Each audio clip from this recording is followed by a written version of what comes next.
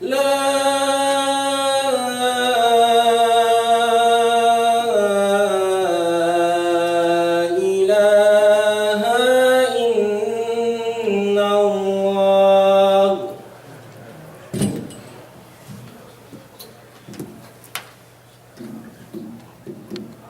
الحمد لله نحمده ونستعينه ونستغفره ونعوذ بالله من شرور أنفسنا ومن سيئات أعمالنا. من يهده الله فلا مضل له ومن يضلل فلا هادي له، وأشهد أن لا إله إلا الله وحده لا شريك له، وأشهد أن محمدا عبده ورسوله صلى الله وسلم وبارك عليه وعلى آله وأصحابه ومن تبعهم بإحسان إلى يوم الدين. يقول عز وجل في كتابه الكريم بعد أعوذ بالله من الشيطان الرجيم: يا أيها الذين آمنوا اتقوا الله حق تقاته ولا تموتن إلا وأنتم مسلمون. يا أيها الناس اتقوا ربكم الذي خلقكم من نفس واحدة وخلق منها زوجها وبث منهما رجالا كثيرا ونساء واتقوا الله الذي تساءلون به والأرحام إن الله كان عليكم رقيبا. يا أيها الذين آمنوا اتقوا الله وقولوا قولا سديدا يصلح لكم أعمالكم ويغفر لكم ذنوبكم ومن يطع الله ورسوله فقد فاز فوزا عظيما. أما بعد فإن أصدق الكلام كلام الله، وخير الهدي هدي محمد صلى الله عليه وسلم، وشر الأمور محدثاتها وكل محدثة بدعة وكل بدعة ضلالة وكل ضلالة في النار. All praise is due to Allah. We thank Him, we seek His forgiveness, and to Him alone do we repent. We ask Allah Azza wa Jalla to forgive us from the evils of ourselves and the shortcomings of our deeds. Whomsoever He wills to guide, there will be no one to misguide them, and whomsoever He wills to misguide, there will be no one to guide that person back to the straight path of Allah Azza wa Jalla. And I bear witness that there is no deity, no divinity, no sovereignty, no king, no Lord, no God worthy of worship other than Allah Azza wa Jal, and Muhammad sallallahu alayhi wa sallam is His final prophet and messenger. May all the peace and blessings be upon him, his family members, and to all those who followed him in his way until the end of time. Amma ba'd. The topic of today's khutbah is about a hadith of the Prophet Muhammad sallallahu alayhi wa sallam. This hadith, he narrated it as a story to his companions. And it's a very long hadith, so I'm not going to go into the Arabic text of it. I'll refer to it here and there. But it's sahih, it's sound, it's authentic. And you can find it in Sahih al-Bukhari, Sahih Muslim, you can find it in Sunan Abi Dawud, you can find it in Musnad Imam Ahmad. And it's narrated by many Sahaba. Some of them are Umar ibn Khattab, radiallahu anhu, Abdullah ibn Umar, you have Abu Hurairah, you have Anas ibn Malik, radiallahu anhu. You can find this in so many places. Even Al-Tabarani has it in his book. And this is just to prove how authentic it is. When you have so many reputable Sahaba mentioning it, it shows how reputable it is. So you can go back and read the Arabic text if you'd like. But this hadith is of a story. And the Prophet Muhammad ﷺ was sitting with his Sahaba, his companions, and he told them this story. And he started out by saying that there were 3 individuals from Bani Israel. 3 different people from Bani Israel who gathered together, and like in Tabarani, he says that they went out to, basically get some wealth for their families, or it was a job. So they went out, 3 of them from Bani Israel, went out into the desert to make some money, and on their way there it began to rain. And it kept on raining, and it got worse and worse, and it wasn't just any normal rain, it profusively rained, and heavily rained. To the point where there was so much mist and so much rain that everything was so dark you couldn't even see where you were going. So they said, we need to find some kind of shelter to sit in and wait until it clears up and we can find our way. So they found a cave in a mountain nearby. A cave that goes downwards. They went inside and they waited there. All they could see is that small opening and the darkness from outside. And subhanAllah, now it's raining so hard that even their footsteps were deleted. It was erased. No one can even find them, and they knew that, subhanAllah. As it rained, a huge sakhra, a boulder, a huge rock, fell from on top of that mountain, rolled down, and completely shut out the entrance of that cave. You know, they still had some light, but once it shut it was complete darkness. So one of them tried to push it, but he couldn't. 2 people tried to push it, they couldn't. 3 people using all of their force, exerting it all on that rock, nothing happened. They could not move that rock. You know, subhanAllah, inshallah, Allah subhanahu wa ta'ala doesn't put us in a situation like this, but when you're in a situation like this and you're exerting all of your force to get out of a simple situation, but you can't, at one point you'll snap and you'll basically give up. And you start thinking about, oh, I'm going to die here, this is my grave, and so on and so forth. And they reached that point. They just sat down, and one of them said, what are we going to do? What should we do? After much thinking, one of them said, we don't have anyone but Allah Azza wa Jal. This sakhra came down, and subhanAllah, Allah subhanahu wa ta'ala, when He talks about as-sakhra, when He talks about hijar, rocks in the Quran, there's many different, you know, they may look the same to us, but they have different purposes and different reasons. That's why Allah subhanahu wa ta'ala created them. In Surah Al-Baqarah, chapter number 2, verse number 74, Allah subhanahu wa ta'ala says, وَإِنَّ مِنَ الْحِجَارَةِ لَمَا يَتَفَجَّرُ مِنْهُ الْأَنْهَارِ. That some of these rocks, water just bursts out of it.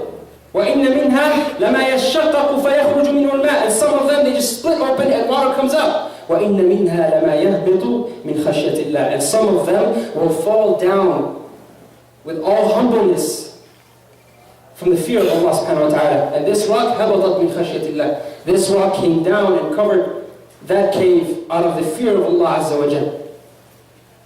So they're sitting there. One of them says, what should we do? And the other person says, لَيْسَ لَكُمْ إِلَّا اللَّهِ.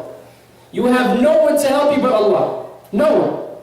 No one can give you victory. No one can assist you. No one can help you except for the one who can help at all times. Who has literally put you in that situation. Who's created that situation for you. He's the only one that can create a way out for you. So they sat there. And they started asking Allah subhanahu wa ta'ala. And one of them said, قَالُوا فَلْيَدْعُ أَحَدُكُمْ. That one of us should ask Allah subhanahu wa ta'ala, or each one of us actually should ask Allah subhanahu wa ta'ala for something. Imam Al-Nawawi uses this, he comments on this and he says that the way they asked Allah subhanahu wa ta'ala, it's a tawassul bil-amal as-salih. It's to ask and plead and supplicate towards Allah subhanahu wa ta'ala through or by using some good deed that you perform. You know, so the believer will sit there and say, Ya Allah, if you know that I've done this and this, and if you know that I've done it for your sake and for your sake alone, then please give me this, or take this away, or help me through this, and so on and so forth. التوسل بالعمل الصالح. To plead with or through using a good deed that you have committed. Now, you can try this yourself. This is actually, the scholars have said that this is actually one of the ways to know if your previous good deed was accepted. Because if you in that situation are asking for something that is beneficial, that is good for you, and you're using in your dua some event that occurred in the past, some good thing that you did, if Allah subhanahu wa ta'ala immediately answers your prayer there, know that that thing was accepted by Allah Azza wa Jal. Do that one time. Ask Allah subhanahu wa ta'ala with something that you've done, something that no one has ever seen, but something good. No matter how big or small it is, and see if it was accepted by Allah Azza wa Jal, if that thing you're asking for is actually good for you. Now these 3 individuals are sitting there, and the first one stands up. He raises his hand and says, Allahumma in kunta ta'ala. Oh Allah, if you know. And he knows Allah knows. And Allah knows that he knows that Allah knows. Allahumma in kunta ta'ala. If you were to know, if you know, oh Allah, that I had 2 parents, 2 old parents, 2 very old parents. In another narration it says that they had no servants to help me. And I was taking care of them. I was maintaining them myself. Oh Allah, you know that I used to go to work. I'd take my animals out to the grazing area and I would let them eat, and I would come back home before sunset and I would milk these animals, and I would come to the doors of my parents and they would be the first people to drink from that milk. Oh Allah, you know that I would not allow anyone to drink from that milk before them. Even his kids, in another narration says his kids are on his feet begging him. He wouldn't give his kids, he wouldn't give his family, he wouldn't feed or quench his thirst himself, no. Not even his mal, and mal can be, you know, it literally means wealth, but in this context it means something that, you know, gives you profit. So his flock or herd of sheep and goats and camels, He didn't even feed them or quench their thirst. He said, I stood there and I disliked, Ya Allah, I disliked to wake them up. I disliked to wake them up, to disturb them, or disrupt their sleep. And I stood there from sunset all the way to Fajr, to the morning, until they got up, and I fed them first. Ya Allah, Allahumma in kunta ta'lam, if you know, Allah, that I've done this for your sake and for your sake alone, arina as-sama, show us the heavens, show us the sky, move this boulder, this rock. And instantly the rock moved a little bit. Just a little bit. Not enough for them to push it, not enough for any of them to squeeze out, but just a little bit. This first man turns around to his other two companions and says, it's your turn. It's your turn. The second man stands up, raises his hands, and he says, Ya Allah, I was in love with my cousin. I was deeply, madly in love with my cousin. Father, what do I? So I approached her and asked her for marriage, and she denied. And I was so in love that I went and asked her to commit fornication and zina with me, and she denied. And she left. But at one point, he says, at one point, she was so desperate and so needy that she came back to me. And I said, Wallahi, I will not do anything for you until you give me what I want. حَتَّى تُمَكِّنَنِي مِن نَفْسِكَ. Till you basically commit fornication and zina with me. She leaves. She denies it. But she becomes even more pressured. And she comes back and says, I have no other option. I have no other choice. I want 150 dirhams, or dinars, gold pieces, 150. This man says that I was not wealthy at all. I was poor. But I worked so hard, and I got that money. And I was sitting there with her, and there was nothing between us. I was sitting in a way where only a husband should be sitting with his wife. And she says one thing to me that strikes my heart.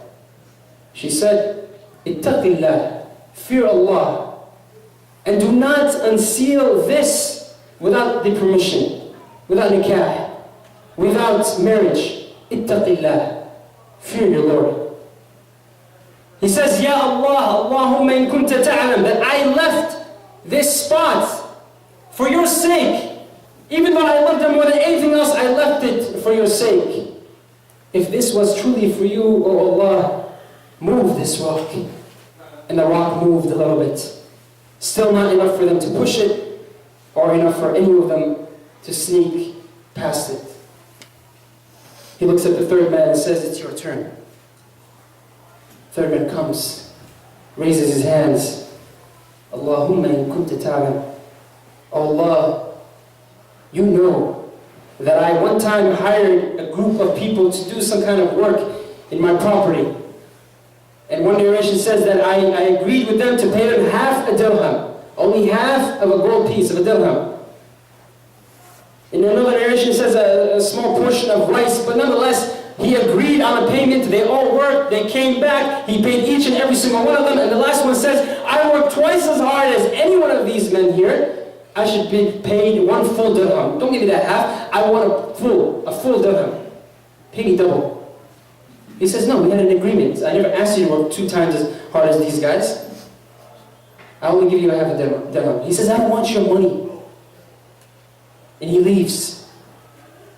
A few years later, he comes back during desperate times. And he comes to him and says, you remember that half dirham you never gave me? I want it now.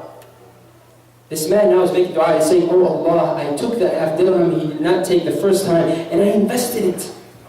And I told him, you see that area over there? Between those 2 mountains, that valley there that has all these sheep and camels and servants and so on and so forth, that's all yours, take it. He said, he said, are you seriously gonna, oppress me the first time you're gonna oppress me and not give me my well due? And now you really seriously think you're gonna make fun of me? Are you joking with me? He said, no, I invested your half dirham and this is all yours, take it. So he took it. And the man says in his dua, فَوَاللَّهِ مَا تَرَكَ شَيْئًا. He did not leave a single drop of it. Nothing. He took it all. Everything you can see between those 2 hills In that valley, everything was taken by him. He says, Allahumma in kunta ta'lam. If you know that I have done this for your sake, remove this rock. And instantly the rock is completely removed. And كما في البخاري, he says, قال فخرج يمشي, that they went out walking. So they were rescued from this trial that they were in. Now the story is a fairly nice story to tell our kids and remind ourselves, but if we can't reap any lessons from it or attain any lessons and points from it, things that we can apply into our lives, anything practical, then it's not worth listening to. So some of the lessons that we want to go through today from this story, and if you think about it, the story had 3 different instances where Allah subhanahu wa ta'ala, the Prophet ﷺ is narrating about how important Silat al-Rahim is, how important al-Afaf is, how important al-Amana is. From all 3 stories, how important, keeping that close kinship with your family, how important it is for you to be trustworthy, for you to, for people to trust you, and how important it is for you to maintain modesty and purity and chastity.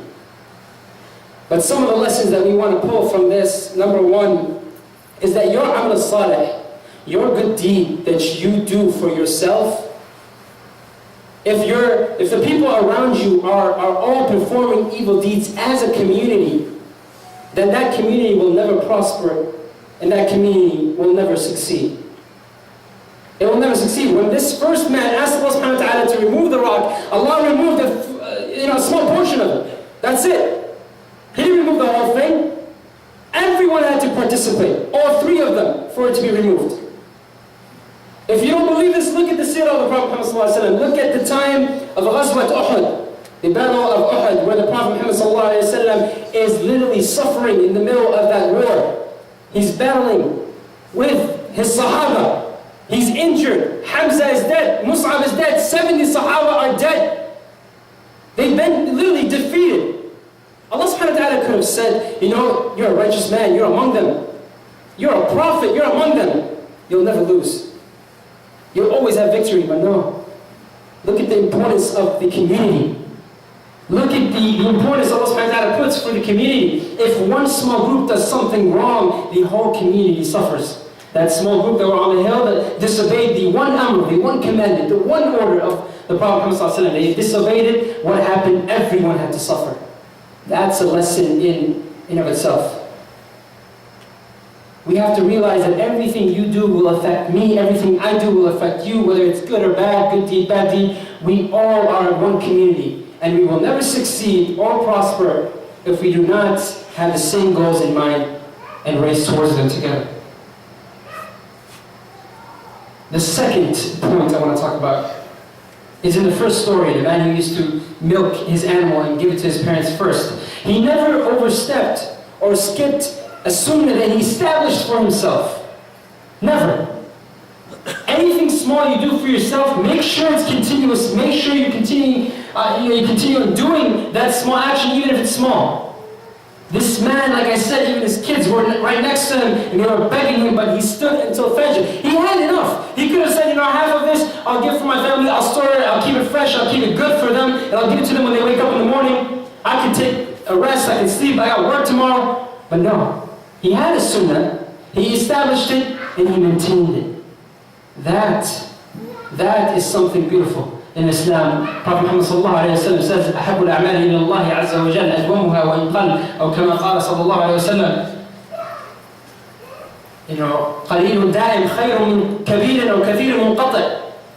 That's something the Prophet ﷺ said, that the best deeds, the most beloved deeds to Allah Azza wa Jal are those that are continuous, that are repetitive, even if they are small.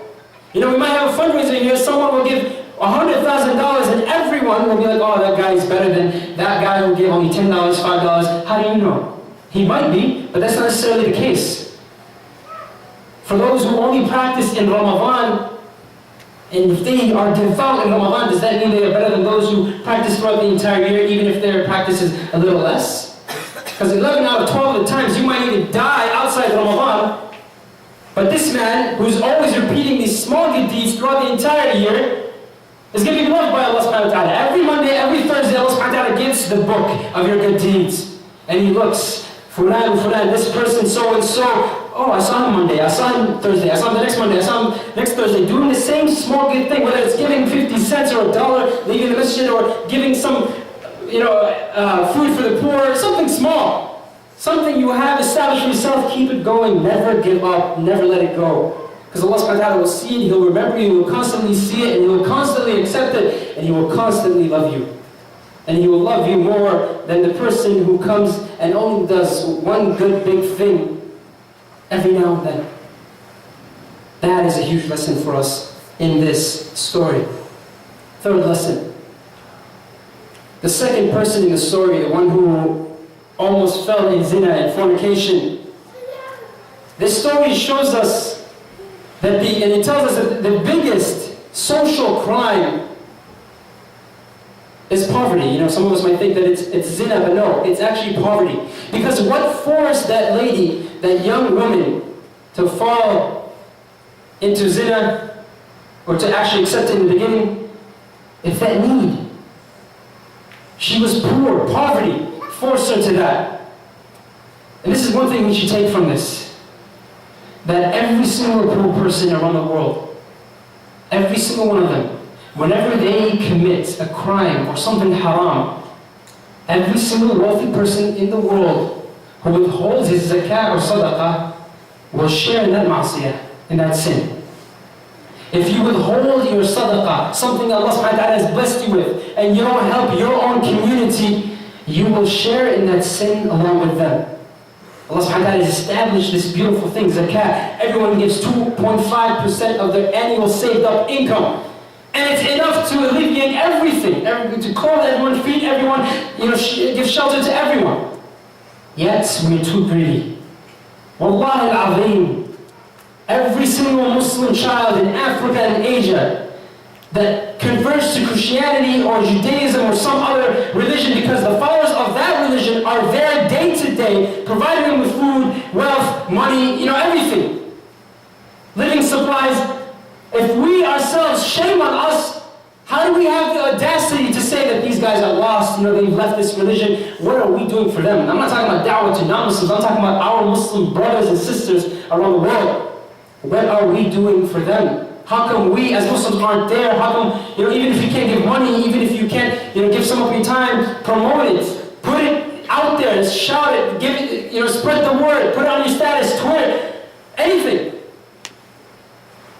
SubhanAllah, if we do not give what we can to help those in need from sadaqah, then we will share in their ma'asiyah, in their sin, when they commit it due to poverty or need. That's a huge lesson in and of itself. Fourth lesson is of the second story also.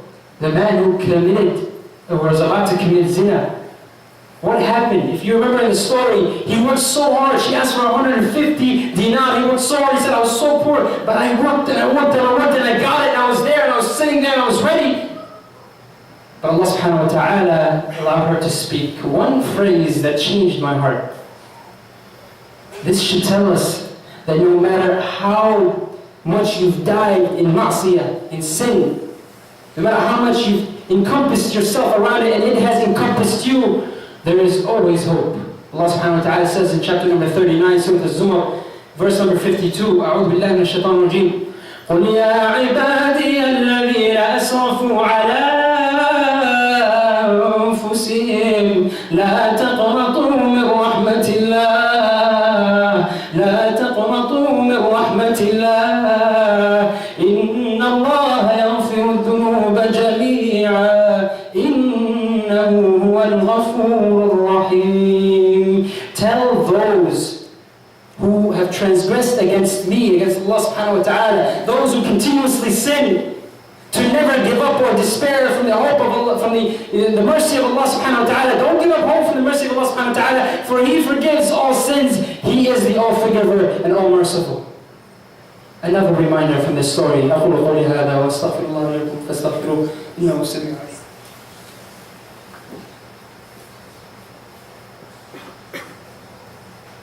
الحمد لله وحده والصلاة والسلام على من لا نبي بعده سيدنا محمد وعلى آله وصحبه ومن اهتدى بسنته إلى يوم الدين. There are so many lessons that we can extract from this. I don't even have time to go into the third part of the story.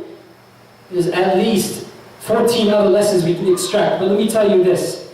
Every single one of them are centered around one theme. And that theme is community. Being together. Whatever you do will affect me. Whatever I do will affect you, whether it's good or bad. And that we will never prosper if we do not work together. And one person doing good by himself will never be able to change a community if they are not together. And this is proven through Islamic history and through any other history. You need a group of people who continuously grow with one aim, one focus, one vision to create change. اللهم اغفر للمسلمين والمسلمات المؤمنين والمؤمنات الأحياء منهم والأموات إنك قريب مجيب الدعوات. اللهم اغفر لنا ذنوبنا وإسرافنا في أمرنا وثبت أقدامنا وانصرنا على القوم الكافرين. يا مقلب القلوب ثبت قلوبنا على دينك. يا مقلب القلوب ثبت قلوبنا على دينك. يا مقلب القلوب ثبت قلوبنا على دينك. اللهم كن مع إخواننا المستضعفين في كل مكان. اللهم كن مع إخواننا المظلومين في كل مكان. في كل مكان يذكر فيه اسمك يا رب العالمين. اللهم كن معهم على أعدائك أعدائهم أعداء الدين. سبحان ربك رب العزة عما يصفون وسلام على المرسلين والحمد لله رب العالمين. وأنت يا أخي أقم الصلاة.